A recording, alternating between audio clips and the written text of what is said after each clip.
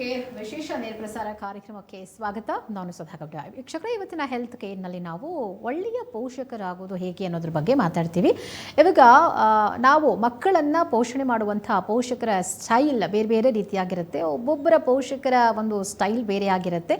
ಆ ಪೋಷಕರು ಮಕ್ಕಳನ್ನು ಬೆಳೆಸುವಂಥ ಒಂದು ಸ್ಟೈಲ್ ಏನಂತ ಕರಿತೀವಿ ನಾವು, ಒಂದು ಶೈಲಿ, ಅದು ಯಾವ ರೀತಿ ಮಕ್ಕಳ ಮೇಲೆ ಪರಿಣಾಮ ಬೀರುತ್ತೆ ಅನ್ನೋದರ ಕುರಿತಾಗಿ ನಾವು ಮಾತನಾಡೋಣ. ಯಾಕಂತಂದರೆ ಒಬ್ಬೊಬ್ಬರ ಮಕ್ಕಳ ಬಿಹೇವಿಯರ್ ಬೇರೆ ಬೇರೆ ರೀತಿಯಾಗಿ ಇರುತ್ತೆ. ಅದಕ್ಕೆ ಕಾರಣ ಪೇರೆಂಟಿಂಗ್ ಸ್ಟೈಲ್ ಅಂತೇಳಿ ನಾವು ಕರಿತೀವಿ. ಸೊ ಹಾಗಿದ್ರೆ ಈ ಪೇರೆಂಟಿಂಗ್ ಸ್ಟೈಲ್ ಅಂತಂದರೆ ಏನು, ಯಾವ ರೀತಿ ಮಕ್ಕಳನ್ನು ಬೆಳೆಸಿದ್ರೆ ಮಕ್ಕಳು ಒಳ್ಳೆಯ ಗುಣಗಳನ್ನು ಬೆಳೆಸ್ಕೊಳ್ತಾರೆ, ಯಾವುದು ಬ್ಯಾಡ್ ಪೇರೆಂಟಿಂಗ್ ಸ್ಟೈಲ್, ಯಾವುದು ಗುಡ್ ಪೇರೆಂಟಿಂಗ್ ಸ್ಟೈಲ್, ಇದ್ರ ಬಗ್ಗೆ ಮಾತನಾಡೋಕೆ ದ ಫೇಮಸ್ ಸೈಕಾಲಜಿಸ್ಟ್ ಆಗಿರುವಂಥ ಅರ್ಪಿತಾ ಮಲ್ಲಾರ್ ಅವರು ನಮ್ಮ ಕಾರ್ಯಕ್ರಮಕ್ಕೆ ಬಂದಿದ್ದಾರೆ. ಬನ್ನಿ ಅವರ ಕಾರ್ಯಕ್ರಮಕ್ಕೆ ವೆಲ್ಕಮ್ ಮಾಡೋಣ. ಮೇಡಮ್ ನಮಸ್ತೆ, ವೆಲ್ಕಮ್ ಟು ದ ಶೋ. ನಮಸ್ತೆ. ಎಸ್, ಇನ್ನು ವೀಕ್ಷಕರೇ, ನಿಮಗೆ ಮಕ್ಕಳ ಬಗ್ಗೆ ಏನಾದರೂ ಪ್ರಶ್ನೆಗಳಿತ್ತು ಅಂತಂದರೆ ನಮ್ಮ ಕಾರ್ಯಕ್ರಮಕ್ಕೆ ನೇರವಾಗಿ ಕರೆ ಮಾಡ್ಬೋದು, ಮೇಡಮ್ ಜೊತೆ ಮಾತಾಡ್ಬೋದು. ಕಾರ್ಯಕ್ರಮದ ಫೋನ್ ನಂಬರ್ಸ್ ಟಿವಿ ಸ್ಕ್ರೀನ್ ಮೇಲಿರುತ್ತೆ, ನೋಟ್ ಮಾಡ್ಕೊಳ್ಳಿ. ಎಸ್ ಮ್ಯಾಮ್, ಈಗ ಇವತ್ತು ನಾವೆಲ್ಲ ಒಳ್ಳೆ ಮಕ್ಕಳಾಗಿದ್ದೀವಿ, ಒಂದು ಒಳ್ಳೆಯ ಪೊಸಿಷನಲ್ಲಿದ್ದೀವಿ ಅಂತಂದರೆ ಸೊ ನಮ್ಮ ಪೇರೆಂಟ್ಸ್ ನಮ್ಮನ್ನು ಒಂದು ಒಳ್ಳೆ ರೀತಿಯಲ್ಲಿ ಬೆಳೆಸಿದ್ದಾರೆ. ಬಟ್ ಕೆಲವೊಂದು ಗುಣಗಳು ಸೊಸೈಟಿಗೆ ಮಾರಕ ಆಗುತ್ತೆ ಅಂತೇಳಿ ಹೇಳ್ತಾರೆ. ಕೆಲವೊಂದು ಮಕ್ಕಳು ಸ್ಕೂಲಲ್ಲಿರುವಾಗಲೇ ಬ್ಯಾಡ್ ಹ್ಯಾಬಿಟ್ಸ್ನ ಕಲ್ತ್ಕೊಂಡಿರ್ತಾರೆ, ಅಥವಾ ಕಾಲೇಜಿಗೆ ಹೋದ್ಮೇಲೆ ಬ್ಯಾಡ್ ಹ್ಯಾಬಿಟ್ಸ್ ಕಲ್ತ್ಕೊಂಡಿರ್ತಾರೆ. ಮತ್ತು ದೊಡ್ಡವರಿಗೆ ತಿರುಗಿಸಿ ಮಾತಾಡೋದು, ರೆಸ್ಪೆಕ್ಟ್ ಕೊಡಲ್ಲ, ಹೆಂಗಂದ್ರೆ ಹಂಗೆ ಮಾತಾಡೋದು, ಇದೆಲ್ಲ ಪೇರೆಂಟ್ಸಿಂದಾನೇ ಬರೋದು. ಸೊ ಎಷ್ಟೋ ಸಂದರ್ಭಗಳಲ್ಲಿ ನಮ್ಮ ಪೇರೆಂಟ್ಸ್ ಬಗ್ಗೆ ನಮಗೆ ರೆಸ್ಪೆಕ್ಟ್ ಇರುತ್ತೆ. ಇನ್ನು ಕೆಲವು ಮಕ್ಕಳನ್ನ ಕೇಳಿದ್ರೆ ಅವರಿಗೆ ಅವ್ರ ಪೇರೆಂಟ್ಸ್ ಬಗ್ಗೆ ಒಂದು ಸ್ವಲ್ಪ ರೆಸ್ಪೆಕ್ಟ್ ಇರಲ್ಲ. ನಮ್ಮ ಪೇರೆಂಟ್ಸ್ಗಿಂತ ಬೇರೆ ಪೇರೆಂಟ್ಸ್ನ ಅವ್ರು ಇಷ್ಟಪಡೋದನ್ನ ನಾವು ನೋಡಿರ್ತೀವಿ. ಸೊ ಹಾಗಾಗಿ ಒಳ್ಳೆ ಪೋಷಕರು ಯಾರು, ಕೆಟ್ಟ ಪೋಷಕರು ಯಾರು ಅಂಥೇಳಿ ನಾವು ಡಿಫ್ರೆನ್ಸ್ ಮಾಡಿ ನೋಡಿದಾಗ ಸಿಂಪ್ಟಮ್ಸ್ ವೈಸ್ ಹೇಳೋದಾದರೆ ಯಾರು ಒಳ್ಳೆ ಪೋಷಕರು ಅಂಥೇಳಿ. ಸೊ ಪೇರೆಂಟಿಂಗ್ ಸ್ಟೈಲಲ್ಲಿ 4 ಥರ ಪೇರೆಂಟಿಂಗ್ ಸ್ಟೈಲ್ ಇದೆ.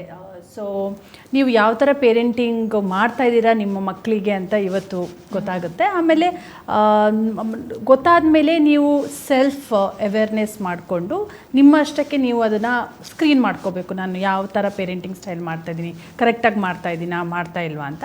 ಸೊ 4 ಪೇರೆಂಟಿಂಗ್ ಸ್ಟೈಲಲ್ಲಿ ಯಾವುದೆಲ್ಲ ಅಂದರೆ, first parenting style authoritative parenting style. Authoritative ತುಂಬ ಡಾಮಿನೇಟಿಂಗ್ ಆಗಿರ್ತಾರೆ.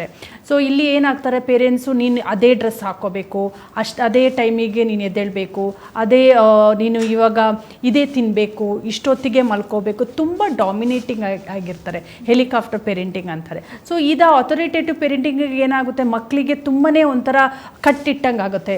ಎಲ್ಲ ಅಪ್ಪ ಅಮ್ಮ ಹೇಳಿದ್ನೇ ಮಾಡಬೇಕು. ಅವರ ಇಂಡಿವಿಜುವಲ್ ಆಗಿ ನನಗೆ ಒಪಿನಿಯನ್ನೇ ಇರಲ್ಲ.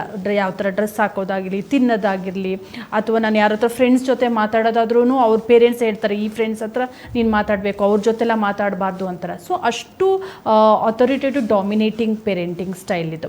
ಇನ್ನೊಂದು ಏನಂದರೆ authoritative parenting style is the right parenting style. Balance ಆಗಿರ್ತಾರೆ ಪೇರೆಂಟ್ಸು. ಹೇಗಂದರೆ, ಓಕೆ, ಒಂದೊಂದು ಸಂದರ್ಭದಲ್ಲಿ ಚೈಲ್ಡಿಗೆ ಕೊಡ್ತಾರೆ ಡಿಸಿಷನ್ ಮಾಡೋಕ್ಕೆ.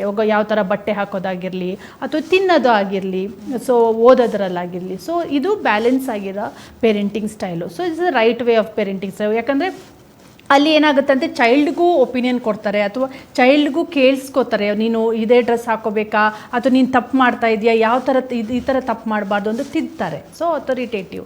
ಇನ್ನೊಂದು ಏನಂದರೆ ಪರ್ಮಿಸಿವ್ ಪೇರೆಂಟ್ ಅಂದರೆ ತುಂಬಾ over protective parent.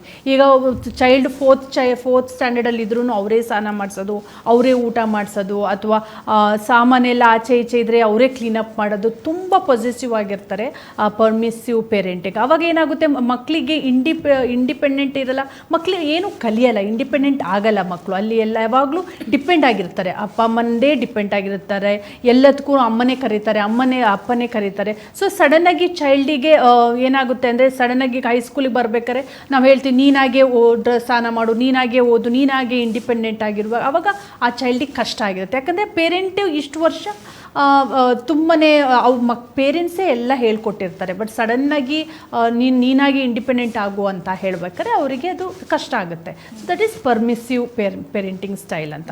4th one ಏನಂದರೆ ನೆಗ್ಲೆಕ್ಟ್ ಪೇರೆಂಟಿಂಗ್ ಸ್ಟೈಲ್. ಏನಂದರೆ ಇವಾಗ mother working, father working, so ಅವರಿಗೆ ಟೈಮೇ ಇರಲ್ಲ ಮಕ್ಕಳು ನೋಡ್ಕೊಳಕ್ಕೆ. ಸೊ ಏನಾಗಿರುತ್ತೆ ಅಂದರೆ, ಓಕೆ ಮಗಳು ಚೆನ್ನಾಗಿ ಅವಳಷ್ಟಕ್ಕೆ ಓದ್ತಾ ಇರ್ತಾಳೆ, ಅವಳಷ್ಟಕ್ಕೆ ಏನೋ ಮಾಡ್ತಾ ಇರ್ತಾಳೆ. ಸೊ ನಾವೇನು ಅವಳಿಗೇನು ತಿದ್ದಬೇಕಂತ ಏನಿರಲ್ಲ, ಯಾಕಂದರೆ ಅವಳಿಗೆ ಗೊತ್ತೇನೋ, ಅಥವಾ ಅವಳು ಕರೆಕ್ಟ್ ದಾರಿಯಲ್ಲೇ ಹೋಗ್ತಾ ಇದ್ದಾಳೇನೋ ಅಂತ ಸುಮ್ಮನೆ ನೆಗ್ಲೆಕ್ಟಾಗಿ ಬಿಟ್ಟಿರ್ತಾರೆ.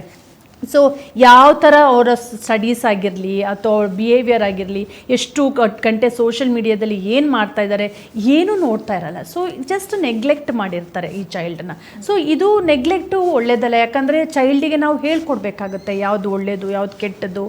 ಅಥವಾ ಏನಾದರೂ ಪ್ರಾಬ್ಲಮ್ ಇದ್ದರೆ ಚೈಲ್ಡು ಬಂದು ಪೇರೆಂಟ್ಸ್ ಹತ್ರನೂ ಹೇಳಲ್ಲ, ಅದು ಚೈಲ್ಡ್ ತಿಳ್ಕೊಳೋದು ಇದೇ ಕರೆಕ್ಟ್ ಏನೋ ಅಂತ ಅದರಷ್ಟಕ್ಕೆ ಅವರು ಎಸ್ಯೂಮ್ ಮಾಡ್ಕೊಂಡು ಮಾಡ್ತಾ ಇರ್ತಾರೆ. So this is a neglect parenting style. So ಇವಾಗ ಪೇರೆಂಟ್ಸ್ ಏನು ಮಾಡಬೇಕಂದ್ರೆ, ನಾವು ಯಾವ ಪೇರೆಂಟಿಂಗ್ ಸ್ಟೈಲು ನಾವು ಇದ್ದೀವಿ ಈಗ, ತುಂಬ ಅಥರಿಟೇಟಿವ್ ಆಗಿದ್ದೀವ ಅಥವಾ ತುಂಬ ನೆಗ್ಲೆಕ್ಟ್ ಮಾಡ್ತಾ ಇದ್ದೀವ, ಯಾವುದ್ರಲ್ಲೂ ಇನ್ವಾಲ್ವ್ ಆಗಿಲ್ಲ ಅಂತ ನಾವು ನೋಡ್ಕೊಂಬಿಟ್ಟು ಸೆಲ್ಫ್ ಅಸೆಸ್ಮೆಂಟ್ ಮಾಡ್ಕೋಬೇಕಾಗತ್ತೆ. ಸೆಲ್ಫ್ ಅಸೆಸ್ಮೆಂಟ್ ಈವನ್ ಬರೀ ಈಗ ಒಂದೊಂದ್ಸತಿ ಏನಾಗುತ್ತೆ, ಅಥರಿಟೇಟಿವ್ ತುಂಬ ನಾವು ಬ್ಯಾಲೆನ್ಸ್ ಆಗಿ ವೈಫ್ ಇರ್ತಾರೆ, ಬಟ್ ಫಾದರ್ ಏನು ಮಾಡ್ತಾರೆ ತುಂಬ ಡಾಮಿನೇಟಿಂಗ್ ಆಗಿರ್ತಾರೆ. ಸೊ ಆವಾಗ ಮಗುಗೆ ತುಂಬ ಕಷ್ಟ ಆಗುತ್ತೆ.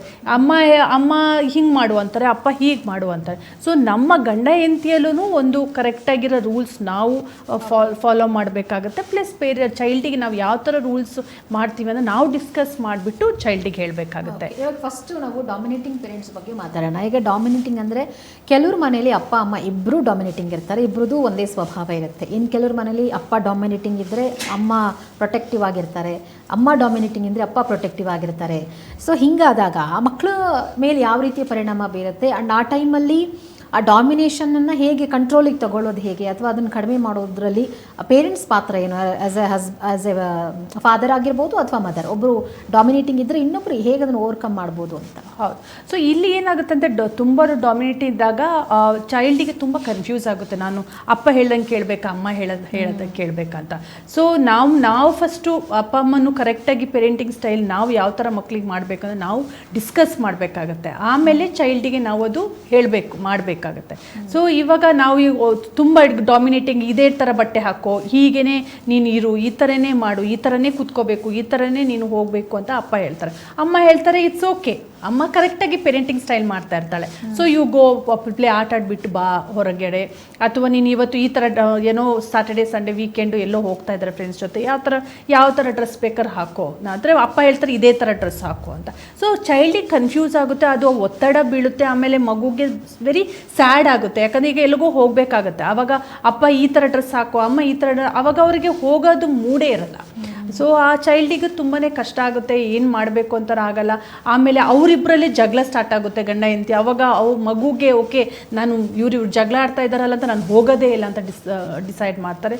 ಸೊ ನಾವು ಪೇರೆಂಟಿಂಗ್ ಸ್ಟೈಲ್ ಮಾಡ್ಬೇಕಾದ್ರೆ ನಾವು ಕರೆಕ್ಟಾಗಿರೋ ಮಾಡಬೇಕು, ಇಲ್ದಿದ್ರೆ ಅದು ಚೈಲ್ಡಿಗೆ ಅದು ತುಂಬಾ ಎಫೆಕ್ಟ್ ಆಗುತ್ತೆ. ಓಕೆ, ಇವಾಗ ಯಾರಾದರೂ ಒಬ್ಬರು ಡಾಮಿನೇಟಿಂಗ್ ಇದ್ದರೆ ಸೊ ಅದ್ರದ್ದು ಎಫೆಕ್ಟ್ ಏನಾಗುತ್ತೆ ಅನ್ನೋದನ್ನು ನೀವು ಹೇಳ್ದಂಗೆ ಸೆಲ್ಫ್ ಅವೇರ್ನೆಸ್ ನಾವು ಮಾಡ್ಕೊಬೇಕು. ಸೊ ಅದನ್ನು ಬದಲಾಯಿಸ್ಕೊಳ್ಳೋಕ್ಕೆ ಸಾಧ್ಯನಾ? ಆ ಡಾಮಿನೇಟಿಂಗ್ ಕ್ಯಾರೆಕ್ಟರು ನಮಗೆ ಮುಂಚೆಯಿಂದನೂ ಬಂದಿರುತ್ತೆ. ಆ್ಯಸ್ ಎ ಪೇರೆಂಟ್, ಅವ್ರ ಚಿಕ್ಕ ವಯಸ್ಸಿಂದ ಅವ್ರ ಪೇರೆಂಟ್ಸಿಂದ ಹೆರಿಡಿಟಿಯಿಂದ ಬಂದಿರ್ಬೋದು. ಬಟ್ ಅದನ್ನು ನಾವು ಬದಲಾಯಿಸ್ಕೊಳ್ಳೋಕ್ಕೆ ಸಾಧ್ಯ ಆಗುತ್ತಾ? ಆ್ಯಸ್ ಎ ಪೇರೆಂಟ್ ಅವರು ಕೌನ್ಸಿಲಿಂಗ್ ಹೋಗಿ ಡಾಮಿನೇಟಿಂಗ್ ಇದೀನಾ ಇಲ್ವಾ ಅವ್ರು ಅದನ್ನು ತಿಳ್ಕೊಂಡು ಬದಲಾಯಿಸ್ಕೊಳ್ಳೋಕ್ಕೆ? ಹೌದು, ಇದು ನಾವು ತುಂಬಾ ಅವೇರ್ನೆಸ್ಸಲ್ಲಿ ನಾವು ಇರಬೇಕಾಗುತ್ತೆ. ಯಾಕಂದರೆ ನಾವು ಅಪ್ಪ ಅಮ್ಮನಿಂದ ನಮಗೆ ಬಂದಿರುತ್ತೆ. ಸೊ ನಮಗೆ ಗೊತ್ತಿಲ್ಲದೆ ನಾವು ಅದನ್ನು ಚೈಲ್ಡಿಗೆ ಮಾಡ್ತಾ ಇರ್ತೀವಿ. ಸೊ ಎಟ್ಲೀಸ್ಟ್ ಈ ಥರ ಬುಕ್ಸ್ ಓದಿ ಅಥವಾ ಪಾಡ್ಕಾಸ್ಟ್ ಕೇಳಿ ಸ್ವಲ್ಪ ಅವೇರ್ ಆಗಬೇಕು. ನಾನು ಮಾಡ್ತಾ ಇರೋದು ರಾಂಗು, ನನಗೆ ಎಷ್ಟು ಸತಿ ನನ್ನ ಮಗುಗೆ ಡಾಮಿನೇಟಿಂಗ್ ಆಗಿರೋಕ್ಕಾಗುತ್ತೆ, ಅದು ಕರೆಕ್ಟ್ ಅಲ್ಲ. ಮಗುನ ಚೈಲ್ಡಿಗೆ ಇಂಡಿಪೆಂಡೆನ್ಸಿ ತೋರಿಸ್ಬೇಕು, ಚೈಲ್ಡ್ ಚಾಯ್ಸೂ ನಾವು ತಗೋಬೇಕು, ಚೈಲ್ಡ್ದು ನಾವು ಲಿಸನ್ ಮಾಡಬೇಕು, ಕನೆಕ್ಟ್ ಆಗಬೇಕು ಅಂತ ಫಸ್ಟ್ ಅವೇರ್ ಆಗಿಬಿಟ್ಟು ಎಷ್ಟಾಗುತ್ತೆ ಅಷ್ಟು ಚೇಂಜ್ ಮಾಡಬೇಕಾಗುತ್ತೆ.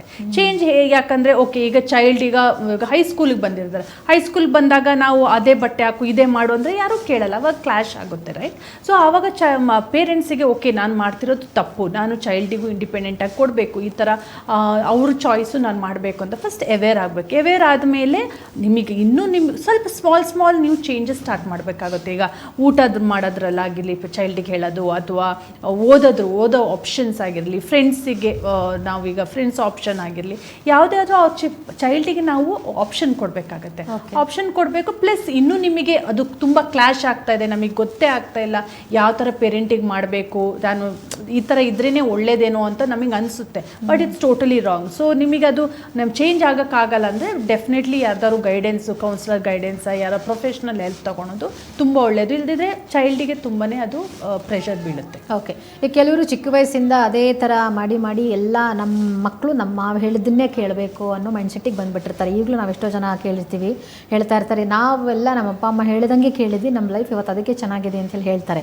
ಸೊ ಹಾಗಿರುವಾಗ ಎಷ್ಟೋ ಜನ ಮಕ್ಕಳಿಗೆ ಅವ್ರದ್ದು ಓನ್ ಡಿಸಿಷನ್ ತೊಗೊಳಕ್ಕೆ ಬರಲ್ಲ. ದೊಡ್ಡವರಾದ್ಮೇಲೆ ಅವ್ರು ಸಿಕ್ಕಾಪಟ್ಟೆ ಪ್ರಾಬ್ಲಮ್ ಫೇಸ್ ಮಾಡ್ತಾರೆ, ಅವ್ರಿಗೆ ಇಂಡಿಪೆಂಡೆಂಟಾಗಿ ಏನೂ ಡಿಸಿಷನ್ಸ್ ತೊಗೊಳಕ್ಕೆ ಬರಲ್ಲ. ಹಾಗೆ ಇನ್ನೂ ಕೆಲವರಿಗೆ ಒಂದು ಬಟ್ಟೆ ಚಾಯ್ಸ್ ಮಾಡೋಕ್ಕೆ ಬರಲ್ಲ, ಲೈಫ್ ಪಾರ್ಟ್ನರ್ನ ಚಾಯ್ಸ್ ಮಾಡೋಕ್ಕೆ ಬರಲ್ಲ, ಅಲ್ಲಿವರೆಗೂ ಹೋಗುತ್ತೆ. ಸೊ ಈ ಡಾಮಿನೇಷನ್ ಅನ್ನೋದು ಮಕ್ಕಳ ಮೇಲೆ ಬಹಳ ದೊಡ್ಡ ಮಟ್ಟದ ಪರಿಣಾಮ ಬೀರುತ್ತೆ ಅಲ್ವಾ. ಬಟ್ ಅದರಿಂದ ಹೊರಗಡೆ ಬರಲಿಕ್ಕೆ ಮಕ್ಕಳು ಹೆಂಗೆ ಟ್ರೈ ಮಾಡಬೇಕು? ಈಗ ಮಕ್ಕಳಿಗೆ ಗೊತ್ತಾಗ್ತದೆ, ಒಂದು ಏಜ್ ಆದಮೇಲೆ ಗೊತ್ತಾಗುತ್ತೆ, ಕಾಲೇಜಿಗೆ ಬಂದರೆ ನಮ್ಮ ಪೇರೆಂಟ್ಸ್ ನಮ್ಮಲ್ಲಿ ಡಾಮಿನೇಟಿಂಗ್ ಮಾಡ್ತಿದ್ದಾರೆ ಹೆಂಗೆ ಗೊತ್ತಾದಾಗ ಮಕ್ಕಳು ಆ ಡಾಮಿನೇಷನಿಂದ ಹೊರಗಡೆ ಬರೋದು ಹೇಗೆ? ಓಕೆ, ಸೊ ಇದರಲ್ಲಿ ಏನಾಗುತ್ತೆ, ಡಾಮಿನೇಟಿಂಗ್ ಪೇರೆಂಟ್ ಇದ್ದಾಗ ಚೈಲ್ಡ್ದು ಕಾನ್ಫಿಡೆನ್ಸ್ ಡೌನ್ ಆಗುತ್ತೆ, ಅವ್ರದ್ದು ಚಾಯ್ಸ್ ಇಂಡಿಪೆಂಡೆಂಟ್ ಆಗಿರೋಕ್ಕೆ ಚಾಯ್ಸೂ ಅವರಿಗೆ ಇರಲ್ಲ. ಇನ್ನೊಂದು ಏನಂದರೆ ಆ ಚೈಲ್ಡಿಗೆ ತುಂಬಾ ಒಂಥರ ನಾನು ಏನು ಮಾಡೋದು ಬೇಡ ಅಂತ ನನ್ನಷ್ಟಕ್ಕೆ ನಾನು ಇರೋಣ ಸ್ಯಾಡಲ್ಲಿ ಇರ್ತಾರೆ. ಸೊ ಫ್ರೀಸ್ ಆಗಿಬಿಡ್ತಾರೆ, ಏನು ಅವರಿಗೆ ಅವ್ರದೇ ಓನ್ ಸ್ಟ್ರೆಂತ್ ಇದ್ರೂ ಕೀ ಕೊಡೋ ಬೊಂಬೆ ಥರ. ಕರೆಕ್ಟ್, ಸ್ಟ್ರೆಂತ್ ಇದ್ರೂ ಅವ್ರಿಗೆ ಅದನ್ನ ಮೇಲೆ ಬರೋಕ್ಕೆ ಇಷ್ಟ ಆಗಲ್ಲ. ಸೊ ಚೈಲ್ಡ್ ಏನು ಮಾಡಬೇಕು, ಈಗ ಹೈಸ್ಕೂಲಿಗೆ ಬಂದಾಗ ಚೈಲ್ಡಿಗೆ ಗೊತ್ತಾಗುತ್ತೆ ನಾನು ಮಾಡ್ತಿರೋದು ಯಾವುದು, ಈ ಥರ ಹೊರಗೆ ಎನ್ವೈರ್ಮೆಂಟ್ ಯಾವ ಥರ ಇದೆ, ನಾನು ಎಷ್ಟು ಸೋಷಿಯಲ್ ಮೀಡಿಯಾ ನೋಡಬೇಕು, ಎಷ್ಟು ನೋಡಬಾರ್ದು, ಎಷ್ಟು ನಾನು ಫ್ರೆಂಡ್ಶಿಪ್ ಯಾವ ಥರ ಇಟ್ಕೋಬೇಕು, ನಾನು ಎಷ್ಟು ಓದಬೇಕು, ಯಾವ ಥರ ನಾನು ಜನರಲ್ ನಾಲೆಜ್ ಓದಬೇಕು, ಅಥವಾ ಯಾವ ಥರ ಊಟ ಮಾಡಬೇಕು, ಯಾವ ಥರ ಫಿಟ್ನೆಸ್ಸಿಗೆ ನಾನು ಟೈಮ್ ಕೊಡಬೇಕಂತ ಅವರಿಗೆ ಅವೇರ್ನೆಸ್ ಇರುತ್ತೆ. ಸೊ ಆಗ child okay fine, if father ತುಂಬ ಡಾಮಿನೇಟಿಂಗ್ ಇದ್ದರೆ ಮದರ್ ಬೇಕಾದ್ರೆ ಸ್ವಲ್ಪ ಫ್ರೆಂಡ್ಲಿ ಆಗಿರ್ಬೋದು. ಸೊ ಮದರ್ ಹತ್ರ ಡಿಸ್ಕಸ್ ಮಾಡ್ಬೋದು ಚೈಲ್ಡು, ನಾನು ಮಾಡ್ತಿರೋದು ಕರೆಕ್ಟ್ ಅಮ್ಮ, ನಾನು ಹೀಗೆ ಮಾಡಲಾ ಅಂತ. ಸೊ ಆಗ ಚೈಲ್ಡಿಗೆ ಅಟ್ಲೀಸ್ಟ್ ಒಬ್ಬರಾರು ಕರೆಕ್ಟಾಗಿರೋದು ಮಾರ್ಗ ಕೊಡ್ತಾ ಇರ್ತಾರೆ. ಸೊ ಆವಾಗ ಚೈಲ್ಡಿಗೆ ಅಟ್ಲೀಸ್ಟ್ ಅಮ್ಮ ಇದ್ದಾರೆ, ಓಕೆ ಅಮ್ಮ ಲಿಸನ್ ಮಾಡ್ತಾರೆ, ಅಮ್ಮ ಕರೆಕ್ಟ್ ಆಗ್ತಾ ಇದ್ದಾರೆ ನನ್ನ ಜೊತೆ ಅಂತ ಸ್ವಲ್ಪ ಕಾನ್ಫಿಡೆಂಟ್ ಬರುತ್ತೆ ಚೈಲ್ಡಿಗೆ. ಓಕೆ, ಸೊ ಹಾಗಿದ್ರೆ ಡಾಮಿನೇಟಿಂಗ್ ಪೇರೆಂಟ್ಸ್ ಸ್ವಲ್ಪ ಚೇಂಜ್ ಆಗೋ ಅವಶ್ಯಕತೆ ಇದೆ. ಈಗ ಬ್ಯಾಲೆನ್ಸ್ಡ್ ಪೇರೆಂಟ್ಸ್ ಇದ್ದಾಗ ಏನು ಸಮಸ್ಯೆಗಳು ಬರಲ್ವಾ ಅಂತ? ಸೊ ಬ್ಯಾಲೆನ್ಸ್ ಇದ್ದಾಗ ಸಮಸ್ಯೆ ಬರಲ್ಲ, ಯಾಕಂದರೆ ಅಲ್ಲಿ ಚೈಲ್ಡ್ ಇನ್ವಾಲ್ವ್ಮೆಂಟು ಇರುತ್ತೆ. ಸೊ ಈಗ ಚೈಲ್ಡಿಗೆ ಏನೋ ಊಟ ಮಾಡಬೇಕು own choice, so it's okay, go and eat. So ಒಂದೊಂದ್ಸತಿ ಜಂಕ್ ತಿಂತಾರೆ, it's okay, once in a while weekly once junk ತಿನ್ನೋದು ಇಟ್ಸ್ ಓಕೆ, ರೈಟ್. ಸೊ ಅಲ್ಲಿ ಏನಾಗುತ್ತೆ, ಬ್ಯಾಲೆನ್ಸ್ ಆಗಿರುತ್ತೆ. ಈಗ ಚೈಲ್ಡಿಗೆ ಏನೋ ಒಂದು ಅವ್ರಿಗೆ ಬೇಕಾಗಿರೋ ಬಟ್ಟೆ ಹಾಕೋಬೇಕಾಗುತ್ತೆ, ಯಾರೋ ಫ್ರೆಂಡ್ಸ್ ಜೊತೆ ಹೋಗ್ಬೇಕಾದ್ರೆ, ಸೊ ಅವ್ರ ಚಾಯ್ಸಸ್ ಇರುತ್ತೆ. ಸೊ ಅಲ್ಲಿ ಬ್ಯಾಲೆನ್ಸ್ ಈಗ ನಾವು ಹೇಳಿದ್ರೆ ಅದನ್ನೇ ಹಾಕೋ, ಅದೇ ಡ್ರೆಸ್ ಹಾಕೋ ಅಂತ ಅವರು ಹಾಕೋದು ಇಲ್ಲ, ಅವ್ರಿಗೂ ಬೇಜಾರಾಗುತ್ತೆ, ಅವ್ರಿಗೆ ಹೋಗೋದು ಇರಲ್ಲ, ರೈಟ್. ಸೊ ಆಮೇಲೆ ಇವರು ಎಕ್ಸ್ಟ್ರಾ ಕರಿಕ್ಯುಲರ್ ಆ್ಯಕ್ಟಿವಿಟೀಸು ಅಷ್ಟೇ, ನಮಗೆ ಡ್ಯಾನ್ಸಿಂಗ್ ಇಷ್ಟ, ಬಟ್ ನಮ್ಮ ಚೈಲ್ಡಿಗೆ ಡ್ಯಾನ್ಸಿಂಗ್ ಇಷ್ಟ ಇರಲ್ಲ. ಸೊ ಅವ್ರ ಸ್ಟ್ರೆಂತ್ ಏನು, ಪ್ರಾಬ್ಲಿ ಡ್ಯಾನ್ಸ್ ಇಷ್ಟ ಇರಲ್ವಾ, ಅಥವಾ ಪ್ರಾಬ್ಲಿ ಏನಾದರೂ ಮ್ಯೂಸಿಕ್ ಇಷ್ಟನಾ, ಅಥವಾ something indoor games, lot of art and craft ಇರುತ್ತೆ, ಆ ಥರದ್ದು ಇಷ್ಟ ಇದ್ದರೆ ಅದರಲ್ಲಿ ನಾವು ಕಳಿಸ್ಬೋದು. ಸೊ ಅಲ್ಲಿ ಬ್ಯಾಲೆನ್ಸ್ ಆಗುತ್ತೆ. ಮಕ್ಕಳದು ನಾವು ಕೇಳ್ತೀವಿ ಒಪಿನಿಯನು, ಆಮೇಲೆ ಎಟ್ಲೀಸ್ಟ್ ಅವ್ರು ತಪ್ಪು ಮಾಡ್ತಿದ್ರು ನಾವಲ್ಲಿ ಕೇಳಿಬಿಟ್ಟು ಓಕೆ ಸೊಲ್ಯೂಷನು ಅವ್ರ ಹತ್ರನೇ ಬರ್ಸ್ಬೋದು. ಈಗ 4-5 ಸೊಲ್ಯೂಷನ್ ಅವ್ರು ಹೇಳ್ತಾರೆ, ಸೊ ಅವ್ರು ಹೇಳಿದಾಗ ಓಕೆ ಹಿಂಗಲ್ಲ ಆ ಥರ, ಸೊ ಇದ್ರ ತೊಗೊಂಡ್ರೆ ನೀನು ಯಾವ ಥರ ಡಿಮೆರಿಟ್ಸ್ ಇರ್ಬೋದು, ಈ ಥರ ತೊಗೊಂಡ್ರೆ ನಿನ್ಗೆ ಯಾವ ಥರ ಪ್ರಾಬ್ಲಮ್ ಇರ್ಬೋದು, ನಾವು ಡಿಸ್ಕಸ್ ಮಾಡ್ತೀವಿ. ಸೊ ಪರ್ಮಿಸಿವ್ ಪೇರೆಂಟಿಂಗಲ್ಲಿ ಇಬ್ಬರೂ ಇನ್ವಾಲ್ವ್ ಆಗಿಬಿಟ್ಟು, ಸೊ ಚೈಲ್ಡಿಗೂ ನಾವು ರೆಕಗ್ನಿಷನ್ ಕೊಟ್ಬಿಟ್ಟು, ಚೈಲ್ಡಿಗೂ ನಾವು ಇಂಡಿಪೆಂಡೆನ್ಸಿಗೆ ಕೊಟ್ಬಿಟ್ಟು, ಅವ್ರ ಚಾಯ್ಸೂ ಯಾವ್ದು ಕರೆಕ್ಟು ನಾವು ಆ ಚಾಯ್ಸಿಗೆ ಬರ್ತೀವಿ ಪರ್ಮಿಸಿವ್ ಪೇರೆಂಟಿಂಗ್ ಸ್ಟೈಲಲ್ಲಿ.